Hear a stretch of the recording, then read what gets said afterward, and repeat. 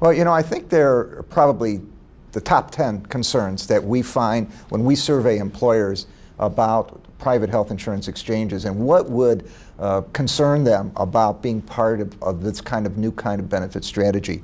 The immaturity of the exchange is really key. How long has it been there? Will it continue to be there in the future?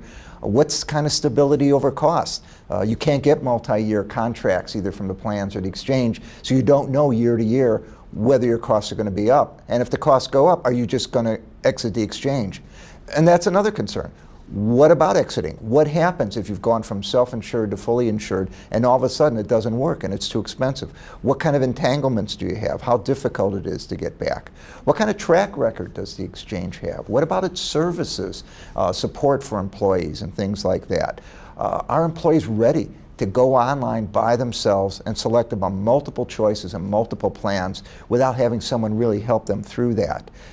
Inconsistency between the different health plans. What we're finding is if you've got a strategy across all your population and now they're going to different plans and they have different wellness strategies and approaches, depending upon which plan the employee goes to, it'll be totally different.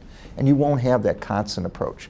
What do you do about your premium, or I should say your incentive strategies? If your incentives are tied to premium reduction, and now you're not paying premium because people are in an exchange, what do you tie your incentive to? How do you go about doing that?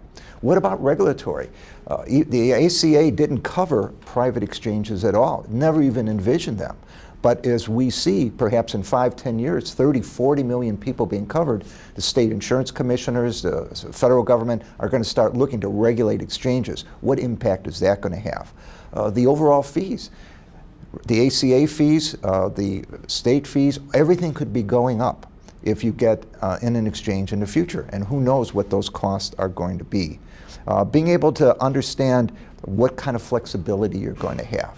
Many employers still have an approach where they want to be able to customize things in a certain way.